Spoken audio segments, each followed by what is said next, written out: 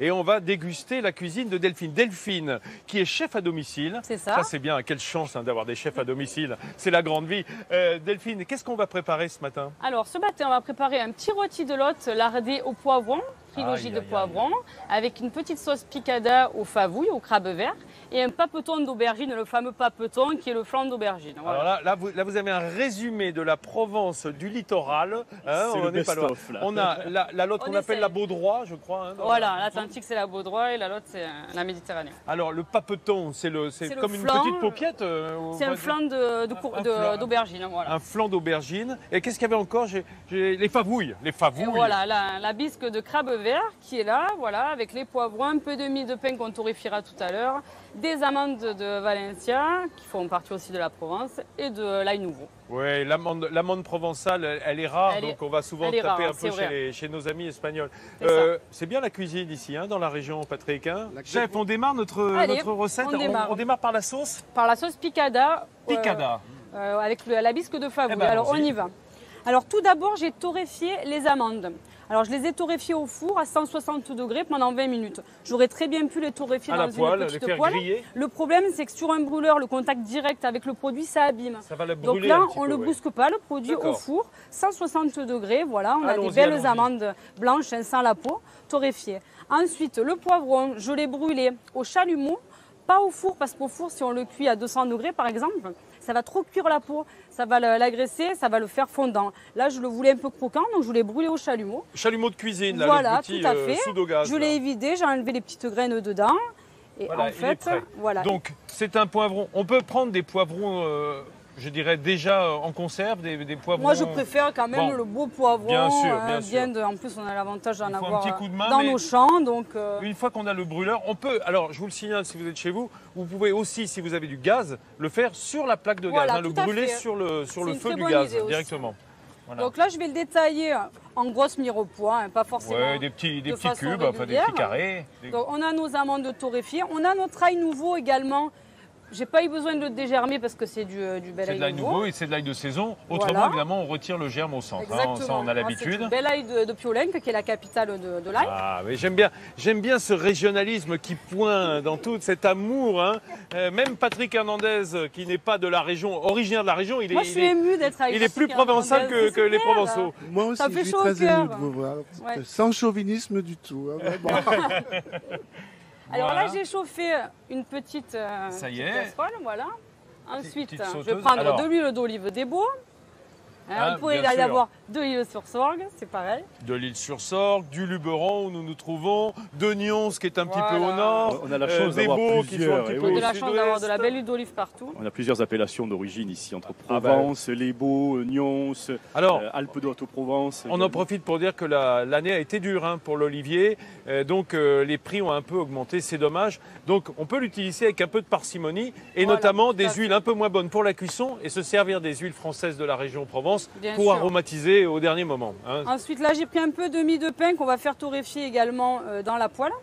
Eh bien, allons-y, torréfions. Donc là, on va s'allumer notre petite casserole. Alors, on met la mie de pain. Voilà, avec le poivron en mirepoix. Est-ce qu'on pourrait imaginer, Delphine, de faire griller son pain au grille-pain avant de le couper en chapelure? Non, parce que là, ce qu'on recherche, c'est juste un petit peu la liaison. On a déjà le côté torréfaction avec le poivron qui a été brûlé, donc on ne veut pas en rajouter non plus. Donc là, on va faire revenir un petit peu.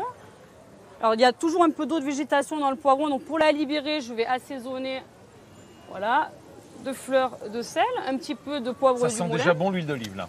Hein, dès qu'on la chauffe, cette huile d'olive, elle a bon. Voilà. Donc, on mélange.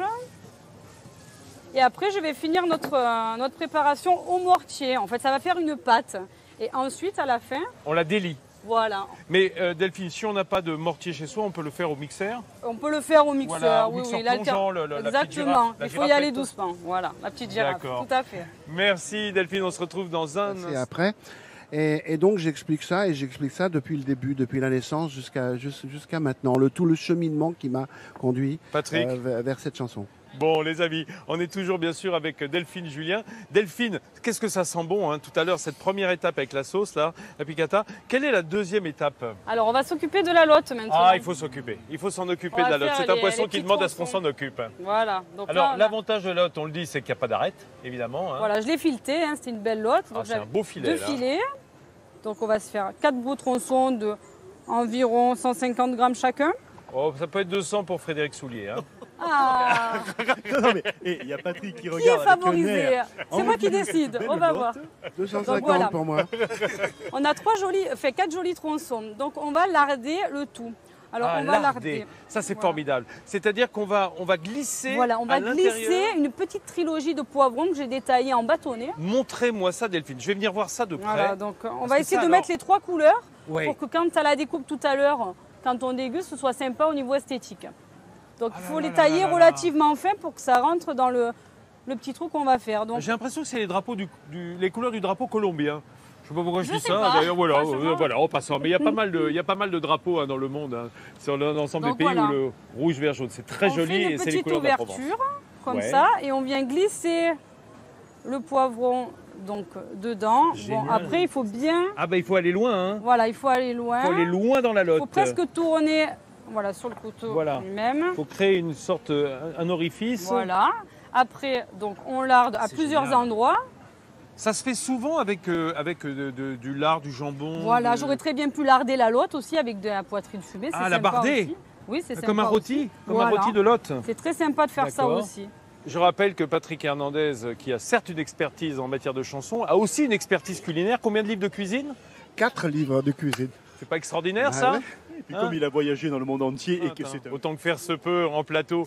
Avec Delphine qui continue sa recette de lotte, de baudroie et de papeton d'aubergine. Le papeton d'aubergine, donc j'ai ouvert dans la longueur l'aubergine, je l'ai quadrillé, bien assaisonné, sel, poivre, un peu de sucre pour rectifier l'amertume, bien quadrillé pour que rentre bien le sel et le poivre. Et là, je viens de les cuire.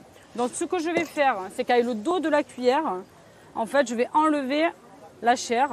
D'accord, on récupère la chair. Voilà, on récupère. Après avoir cuit nos aubergines au four, un peu comme pour le caviar d'aubergine. Exactement pareil. D'accord. On aurait très bien pu aussi le faire dans une casserole. Après, c'est une technique qui est très sympathique et qui est rapide.